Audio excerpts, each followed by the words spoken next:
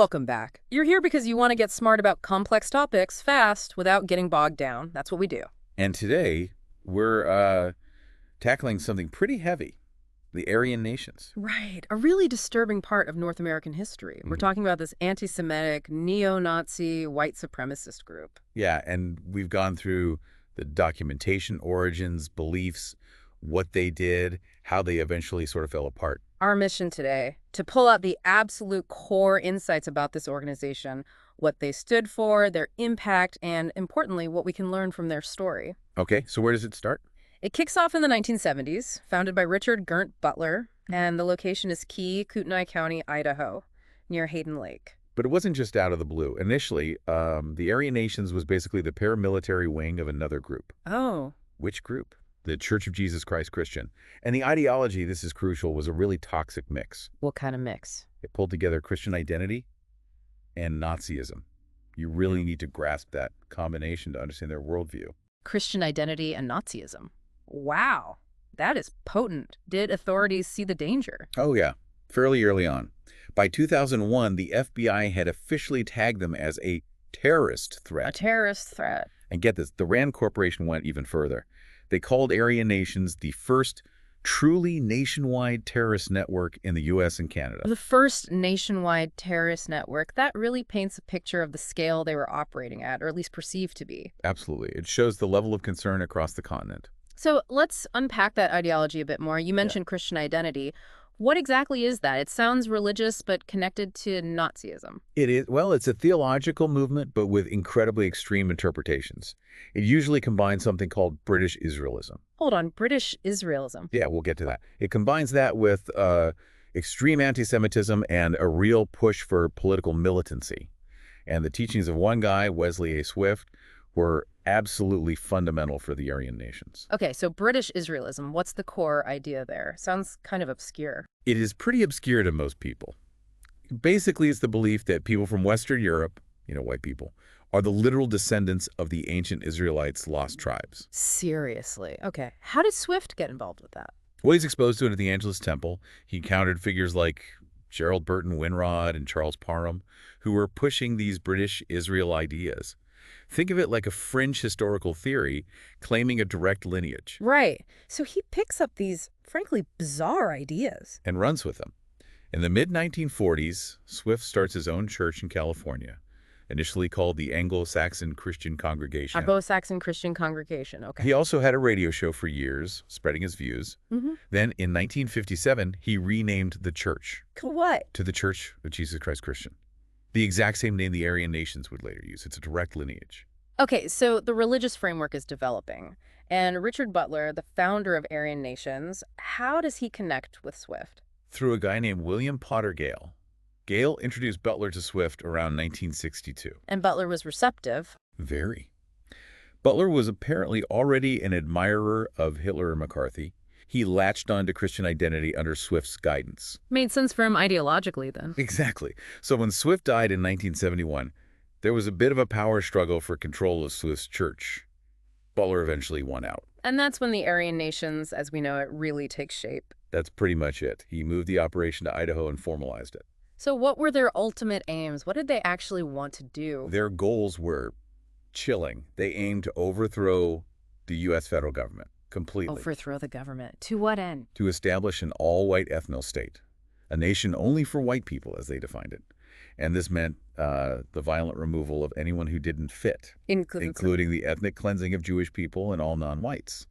Their politics were far-right, obviously, and they openly embraced neo-Nazism. Pure hate translated into a political and military goal. Horrifying. Yeah, let's talk about it. The Idaho headquarters. All right, from 1974 to 2001, their base was this 20-acre compound north of Hayden. But the structure itself was pretty decentralized. Meaning the state chapters had loose ties to the HQ. It wasn't a rigid top-down military structure, more like a network. And they gathered there. Yeah, they held an annual event, the World Congress of Aryan Nations, at Hayden Lake. It wasn't just for their members. They invited similar extremist groups, too. Sort of a networking event for hate. I can only imagine the tension that caused locally. In Coeur d'Alene and Hayden. Oh, immense tension. Yeah. Understatement of the year. Their relationship with Coeur d'Alene was awful. There were bombings in the mid-'80s. Bombings. Yeah, targeting the homes of human rights activists. Then later, in 1998, the group wanted a permit to march downtown. How did the city handle that? It was controversial. They granted the permit. Legally, they felt they had to. But then the city did something clever. What was that? They declared a public holiday on the same day as the march, urged businesses to close, residents to stay away. So the march happened in an empty town. Pretty much. A ghost town. It completely undercut the impact they wanted. A really interesting nonviolent response. Ingenious. Now, what happened with leadership? Butler wasn't going to live forever. Right. By the late 90s, he was getting older, his health was failing, and that definitely affected his grip on the group. Leading to internal power struggles. It's a classic pattern in these kinds of organizations, you know. Huh. The strong leader weakens, and people start jockeying for a position. Who are the main players trying to take over? Well, at their 2001 World Congress, they named a guy called Newman Britton as Butler's successor. But he died really soon after. Okay, so that didn't stick. Then who? Then Butler appointed Harold Ray Redfearn. Redfearn had been angling for power for a while. He'd even gotten tangled up with an FBI informant named Dave Hall. An informant inside the group. Yeah, Hall exposed some illegal activities, which obviously caused a lot of internal chaos and distrust. Redfearn and another guy, August Crace III, he was a propaganda minister, they actually formed a splinter group for a bit. So they broke away. Initially, Butler expelled them, but then things got weird. How so? Redfearn came back, patched things up with Butler, formed an alliance, but you could tell Butler's influence was seriously fading. Any signs of that? Definitely. The 2002 World Congress had really low attendance, and that same year, Butler actually ran for mayor of Hayden. Seriously? How did that go? He went crushed. Very few votes. It showed how little support he had left, even locally. And then? Then Redfearn died in 2003, and Butler himself died the next year, 2004, heart failure. And the group by then? Estimates put it at maybe 200 active members when Butler died, a shadow of its former self. So a significant decline. But you mentioned a lawsuit being a major turning point. Keenan v. Aryan Nations, what was the story there? Right, this was huge. Started back in July 1998. A woman, Victoria Keenan, and her son Jason, who are Native American, were driving near the compound. Okay. Their car backfired. The Aryan Nations security guards at the compound claimed they thought it was gunfire. And their reaction? They opened fire on the car, shot at it multiple times, causing it to crash into a ditch. Oh my God. That's horrifying. Did they stop there? No.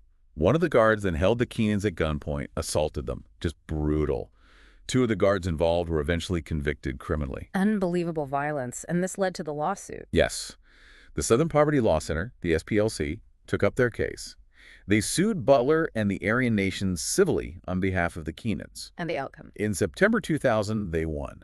Big time. A $6.3 million judgment against Aryan Nations. $6.3 million. Wow. What was the jury's reasoning? The lawyers involved said the jury wanted to do three things. Compensate the Keenans for what they endured, obviously, but also punish Butler and his followers, and crucially, deter anyone else from doing similar things. It was meant as a powerful message. Absolutely. And it showed how civil litigation could be a really effective weapon against organized hate groups. What did that huge judgment do to the Aryan Nations financially? It crippled them. Just a month after the verdict, Butler had to file for bankruptcy. So the lawsuit effectively bankrupted the organization. Pretty much. Yeah. Their main asset was that 20-acre compound. It had to be put up for auction. And who bought it? This is where the SPLC stepped in again. They actually loaned the Keenans the money they needed to make a bid on the property. The victims bid on the compound? Exactly. And they won. In February 2001, the Hayden Lake property, plus all the group's intellectual property, like the name Aryan Nations itself, was transferred to Victoria and Jason Keenan. That is quite the turnaround. The victims ending up owning the headquarters of the group that attacked them. Incredible, isn't it? What happened to the land after that? Did they keep it? No. The story continued. An Idaho philanthropist named Greg Carr bought the property from the Keenans. Okay. He donated it to the North Idaho College Foundation, and their plan was to turn it into a peace park. From a hate compound to a peace park, that's deeply symbolic. It really is. And to complete the transformation, local fire departments actually used some of the old buildings on the site for training exercises. meaning they demolished them through controlled burns, wiping away the physical remnants. A very literal cleansing of the space. What about Butler's lawyer during all this, Edgar Steele? Any follow-up there? Yeah, there's a grim postscript. Steele, who represented Butler in the lawsuit, was later convicted in a completely separate murder-for-hire plot targeting his own wife and mother-in-law. He died in prison. Just adds another layer of darkness to the whole saga. Okay, so the compound is gone, Butler's dead, the group is bankrupt. But you said it didn't just disappear, it fragmented. Right. Losing the central base and the figurehead led to splintering. Basically, three main factions emerged from the ashes. He led them. The largest, initially, was led by a guy named Charles John Juba. Another significant chunk followed August Crease III, the former propaganda minister we mentioned. Okay, Juba and Crease, where were they based? Juba's group actually set up a new compound, but in Pennsylvania. They even held another World Congress there in 2002. But eventually, Crease seemed to take over as the leader of the largest remaining faction. And Crease. What was his leadership like? Any notable moments? Well, he moved the headquarters around South Carolina, then Tennessee. But the most infamous thing under Crease was in 2005. What happened? He announced an attempt to form an alliance between Aryan Nations and al-Qaeda. Wait, al-Qaeda, the Islamist terrorist group, how does that work with white supremacy and neo-Nazism? Exactly. It was bizarre and widely condemned, even by other white supremacists. It really showed how fractured and maybe desperate things had become. It seems totally contradictory, doesn't it? Utterly. Did that cause more problems internally? Oh, yes. Big time. That move led to another split. In 2005, a group associated with Crease, calling themselves the Holy Order of the Phineas Priesthood, broke away. Why? Over the al-Qaeda thing? Partly that, but also because they felt Crease was becoming too tolerant of members who followed things like Wicca, Islam, or Odinism. They saw it as straying too far from the core Christian identity beliefs. So ideological purity disputes causing more fragmentation. What did this breakaway group call itself? They formed Aryan Nations Revival, based initially in New York City. And ironically, this revival faction ended up becoming the largest remnant group for a time. And law enforcement was still watching all these splinters. Definitely. Leaders of Aryan Nations Revival were actually listed in the congressional record as domestic terrorists. The government even identified that Holy Order group as being the enforcement/terrorist wing of Aryan Nations. So still considered dangerous. Did they have any public presence? They ran a radio program, the Aryan Nations broadcast. It had apparently been authorized by Butler way back and ran for decades under different hosts. And what happened to it? It ended when the host at the time, a guy named Hal Turner, was arrested. He'd made threats against federal judges. Okay. End of the show then. But there was another twist. Turner later revealed he'd been working as a federal informant for years. An informant, the radio host. Yep. And Aryan Nations was one of the groups he'd been feeding information about. Just incredible. Wow. That must have sent shockwaves through what was left of the movement. So where did things finally land after all this splintering and intrigue? Well, in 2009, there was a kind of consolidation. Aryan Nations Revival, which had moved to Texas by then, merged with another small faction. This one was led by Pastor Gerald O'Brien, and his group was actually based back in Coeur d'Alene, Idaho. Bringing it geographically full circle, in a way. Sort of. Both these merged groups still stuck to the core Christian identity ideology. But the overall power of the organization, the influence of the original Aryan Nations, it was basically gone, dissipated through infighting, legal action, and loss of leadership. So the brand might still exist in tiny pockets, but the organized threat seems largely neutralized. Let's think about the legacy, though. Who else was influenced by or associated with them? Even in their heyday and decline, their influence spread. You can see it even in their emblem. It has roots in that British Israelism stuff we talked about. Right. And connections to other groups were significant. Back in 1983, a frequent visitor to the compound, Robert J. Matthews, formed his own group called The Order. The Order? Weren't they quite notorious? Extremely. They recruited several Aryan Nations members. Their goal was violent revolution overthrowing the government, which they called the Zionist Occupational Government, or ZOG. They wanted to establish a white homeland in the Pacific Northwest, the Northwest Territorial Imperative, through domestic terrorism, like bombings and robberies. So Aryan Nations was a direct incubator for the Order. Absolutely. And later, another guy with AN ties, Dennis McGiffin, formed a group called the New Order, explicitly inspired by Matthews. Luckily, their plans were foiled. The inspiration for violence continued. Any other specific individuals linked to AFN who committed major acts? Yes, tragically. Buford O. Furrow Jr., he carried out that horrific shooting at the Los Angeles Jewish Community Center in 1999 and murdered a Filipino-American postal worker, Joseph Elito. And his connection. He had previously worked as a security guard at the Aryan Nations compound. Chilling. Anyone else? There was Sean Michael Gillespie. In 2004, a former AN member, he firebombed a synagogue, Temple B'nai Israel, in Oklahoma City. What was his motive? He explicitly stated he wanted to ignite a race war. Thankfully, no one was killed, but the damage was significant, and he was caught and sentenced. These are stark reminders of the real-world violence that stems directly from this ideology. It wasn't just talk. Not at all. The human cost is undeniable. And it seems like AN was part of a wider network of hate. Definitely. They were associated or shared ideology with many other groups. The Aryan Brotherhood Prison Gang, Aryan Circle, Adam Waffen Division, the Creativity Movement, and numerous other white nationalist and neo-Nazi organizations across North America. It's a whole ecosystem. Okay, this has been, well, a very deep dive into a really dark subject. Let's try to summarize the key takeaways. We saw how Aryan nations grew out of this very specific toxic mix of Christian identity beliefs and Nazism. Right, and we tracked their history of violence, their extremist goals, the tensions they created. Then the huge impact of that Keenan lawsuit, how civil litigation, driven by the SPLC, effectively dismantled the organization's structure, Leading to bankruptcy, loss of the compound, and then all that fragmentation and infighting.